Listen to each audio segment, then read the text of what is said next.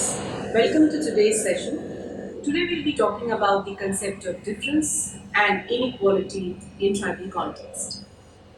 In this session, I'll attempt to describe the concept of inequality and difference among the tribal groups. I will talk about the differences that become a factor in creating inequality and about the discrimination of tribes in India while touching on the principle of equality at the same time.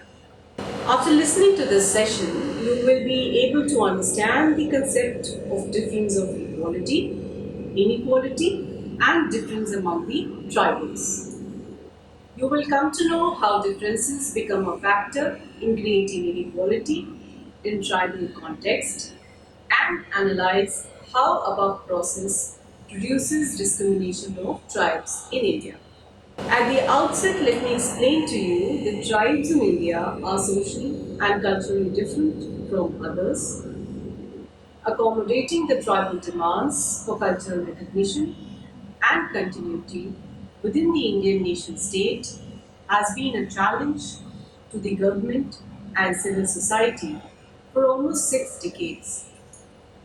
Many unresolved issues in tribal identity and related problems can be better understood by studying these concepts and their practice. It is only by creatively using these concepts that tribal issues and problems can be understood and subsequently attempts could be made to resolve them. Now let us discuss the principle of equality. Equality is a foundational value of all modern societies. The principle that everybody should be treated legally equal regardless of their caste, religion, region, race, or language is accepted by majority of the nations. The effectiveness of the implementation of this principle varies from nation to nation. Even those nations that do not grant equality to certain groups or sections of society would claim that their interpretation of the principle of equality is different from other interpretations and that they too adhere to the principle in their own way. No nation wants to say that they do not adhere to the principle of equality. It is also true that modern nation states are characterized by a great degree of diversity. And these diversities are often seen as a problematic issue. Equality, we can say that it means that everybody is treated in the same way, that is similar. While at the same time, diversity means that there are considerable, definite social and cultural differences among the population, often treating different types of individuals and community equally, that is similarly, would result in some communities being treated unfairly, which in turn violates the principle of equality. It is only the modern society that valued equality as a value and as a principle to organize societies. When we talk about traditional societies, they were characterized by social order based on hierarchy. Groups and individuals are placed in superior subordinate positions according to a set criteria. Talking about pre modern India, the caste system, which divided the society into lower caste and higher caste, was based on the criteria of ritual purity and pollution. The upper caste were considered ritually purer than the lower caste and therefore placed above them in the social hierarchy. Now, when we talk about medieval Europe, what we see that they had a state system. The population was divided into three divisions: clergy, nobility, and commons. It can be argued that the idea of equality existed in a limited and nascent form even in these societies. Islam and Christianity did recognize the equality of its adherents before their one God. Even in Hinduism, with its hierarchical caste system, Scholars have identified a certain degree of equality for all, though otherworldly for all members, regardless of their present positions. Everybody had an equal opportunity to perform his or her karma, which satisfactorily performed would enable the person to get into a higher stage in his or her life. So, this was the philosophy of Hinduism. Moreover, there have been a number of social movements like the Bhakti movement in Hinduism, which challenged the supremacy of the Brahmins and got social equality for the lower caste. Such similar movements for greater equality are also found in Islamic and Christian history. But none of these movements were successful in making equality an organizing principle for medieval Hindu, Christian, and Islamic societies.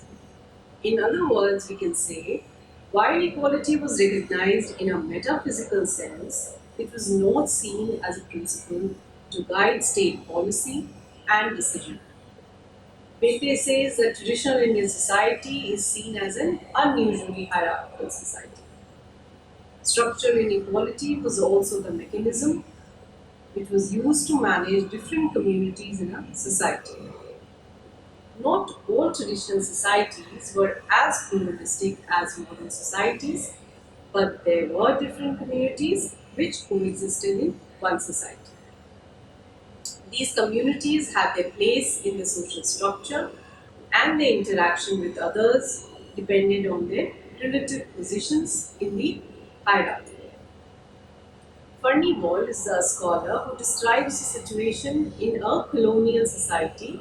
He says each group holds its own religion, its own culture, its own ideas and ways. They meet only in the marketplace. Different sections of the community live side by side, but separately with the same unit. Thus, inequality between communities and differential treatment for some communities at the cost of others did not cause a major problem as these societies did not accept equality or democracy as a value. The role of the state was to maintain the social order. Thus, we can say it had a harmonic system of stratification in which the dominant values in society and the existing situation were congruent.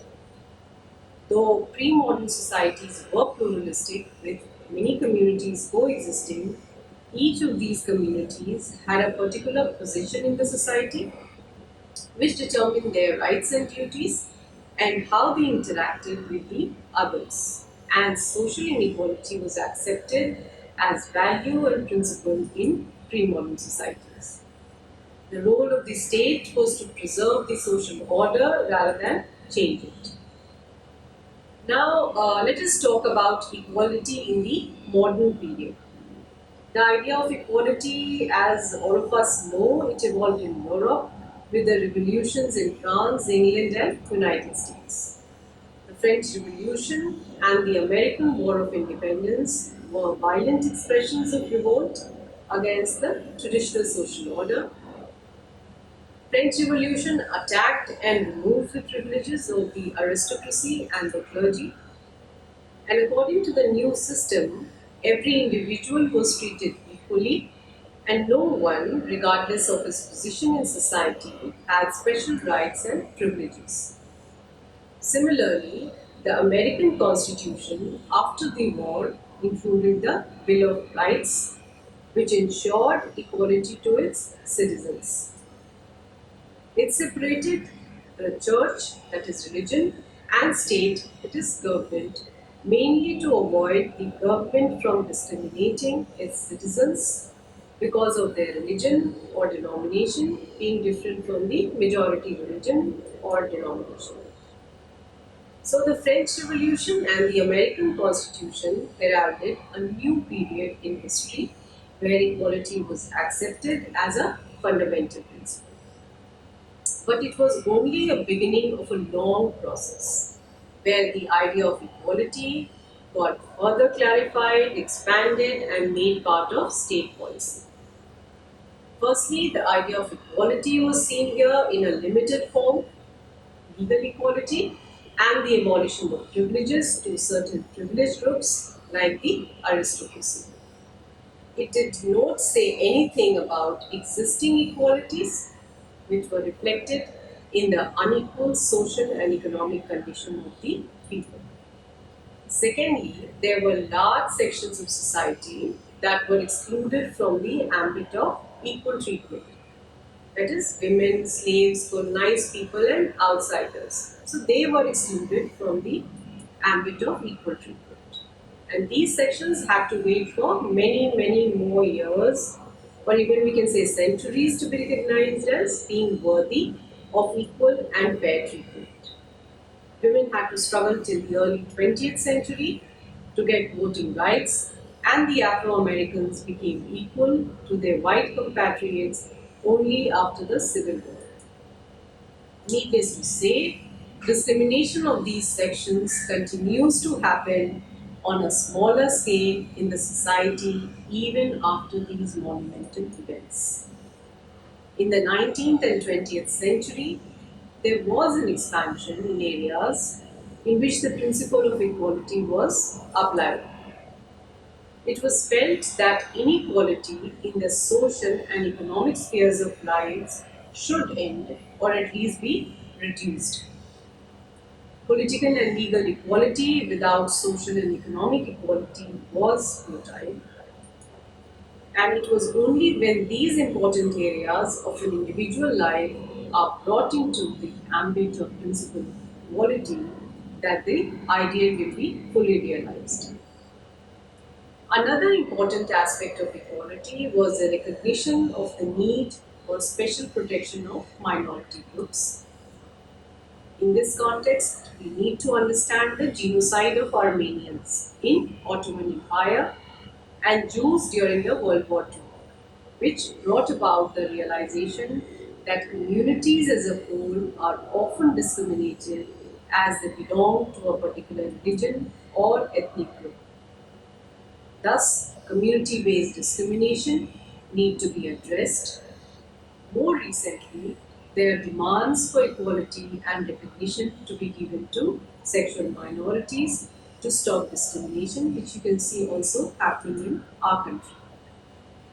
Equality as a policy was seen earlier as static, in the sense that the state's role was merely in ensuring legal equality. And this changed to a dynamic one in which the state took efforts in ensuring equality in opportunity, outcome, and conditions. The state formulates laws, policies, and programs to ensure that equality is reduced. The emergence of welfare state is an important outcome of this commitment. Thus, the concept of equality has changed and broadened to include new areas of life of individual and community. It increased the state responsibility in ensuring that equality as a principle works in the society. So, this explains how the concept of equality has changed over a period of time. Now, let us understand the definitions of equality. It is a very difficult task to define equality as a concept. Ernest Baker says that equality is a protean notion. It changes its shape and assumes new forms with a ready facility. Equality does not simply mean similar treatment to all. Treating unequally equally will be as much injustice as treating equals unequally. But then individuals possess different capacities and produce different outcomes.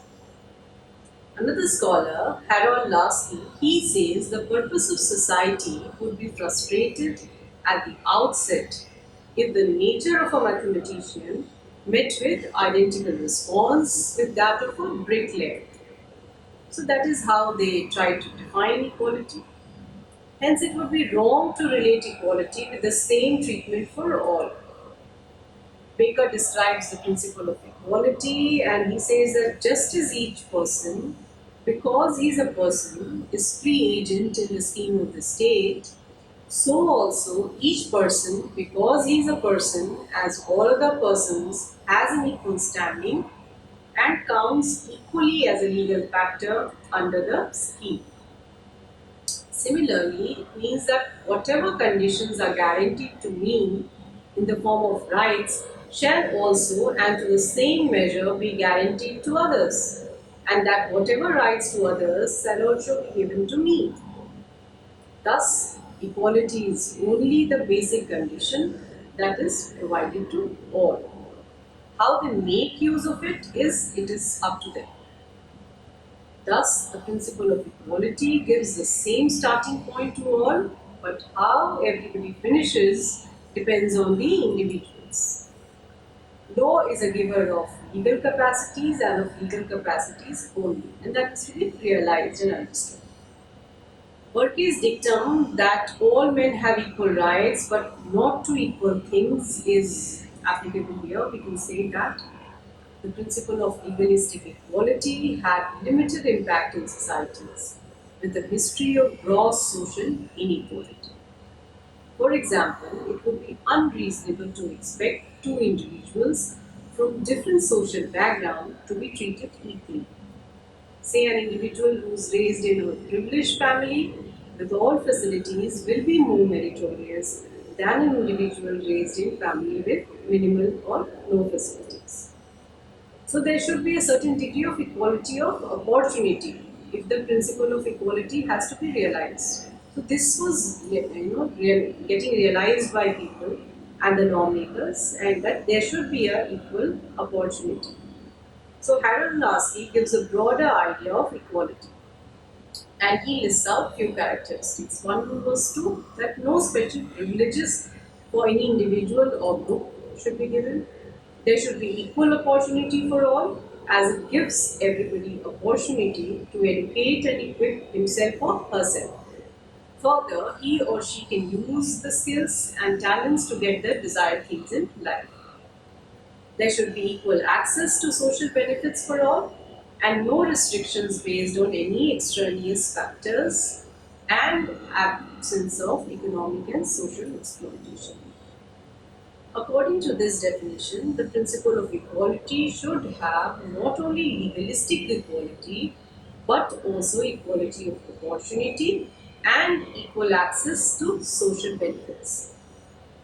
An even broader definition of equality then emerged, and Brian Turner, in his work Equality, he has given the following characteristics. First is fundamental equality of persons, equality of opportunity, then equality of conditions, where there is an attempt to make the conditions of life equal, and equality of outcome of results. The principle of equality includes equality of conditions and equality of outcomes. It is not enough that there is legal equality and equality of opportunity, but also equality in conditions in society and equality of outcomes or results. So this has to be made note of, understood, or realized. Equality of outcomes is the achievement of a given set of positive circumstances for a particular group or category.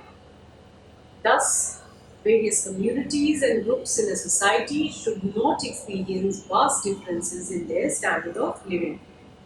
The state should take proactive steps, including progressive taxation and other measures to redistribute the wealth in society. And after understanding all these definitions, what comes out is that there are different dimensions of equality.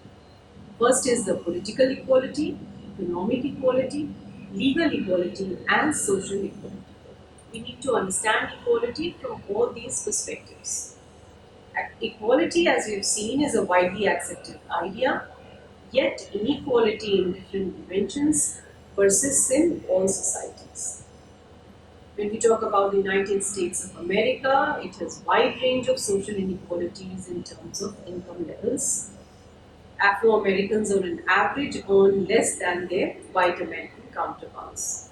Similarly, when we see France, the birthplace of popular slogan equality, liberty, and fraternity, there the black Muslim migrants and their successive generations experience discrimination even now, even today.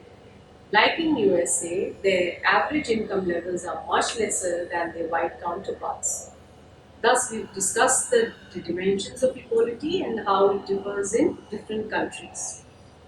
Now, let us move on to understand inequality and difference. Every society is divided into different categories based on a quality or set of qualities. Primitive communities, which were essentially large kinship groups, had minimal differentiation based on the criteria of sex and age. So that was the differentiation made. Modern communities have greater differentiation based on a number of criteria, that is income, race, ownership, sexual orientation, etc. In itself, these different categories do not reflect any hierarchy or any superior subordination relationship. They simply show that people can be grouped together on a common basis. They share some elements of their social and economic lives with others, and there are other people with whom they do not share these particular elements. For example, language can be criterion for grouping people. People who speak Hindi can be one group, and people who speak Bengali can be another. It is only a grouping of people who are different in one way or another. There is no hierarchy with one group being superior to another. Members of one group do not attain more power, prestige, or income simply because they belong to one group and not another. However, when differences are evaluated according to a set of qualities and then different groups are placed in a hierarchy, these differences become a basis for inequality. So, what we need to understand is only when it is grouped according to a particular hierarchy, these groups become unequal. Otherwise, they are different groups following different criteria. Consequently, there are groups that have a subordinate or superior relationship with other groups. Again, there will be a differential rewards and obligations attached to the groups occupying low or high positions. Groups which are placed higher than others enjoy greater prestige, power, income, privilege. They have easier access to things that are needed for a good quality of life. Not all social differences are valued according to the qualities that is set in a hierarchy. The type and nature of quality decided for valuation depends on the nature and type of society. For example, pre-modern societies valued aged population for their wisdom and experience, while modern societies neglect them by attributing negative qualities of lack of energy and low updation of knowledge, etc. So, how it is viewed has changed over a period of time. Many social differences are also ignored or not even seen as being worthy of notice. They may later on, in a different situation, become socially important. In USA, dark skin, black, was seen as ugly till the 1960s, when change in ideas of beauty altered and the concept of black is beautiful emerged. So, a change in social perspective had brought about a re evaluation of a quality which produced different results. Now, let us talk about social inequality and natural inequality. So, there are these two concepts we need to understand and also acknowledge that how social inequality is different from natural inequality. So, many of the criteria for judging a group's value and justifying social inequalities are thought to be found in nature. That is, there are biological differences. It is often argued that biological differences result in a biological inequality, and which in turn results in social inequalities. So, no one can deny that individuals are endowed with different natural abilities and capacities, and that there are differences. So, we will continue in the next session. Till then, see this video and see, maybe you can see it twice or thrice to understand it in a better way. So, see you in the next session.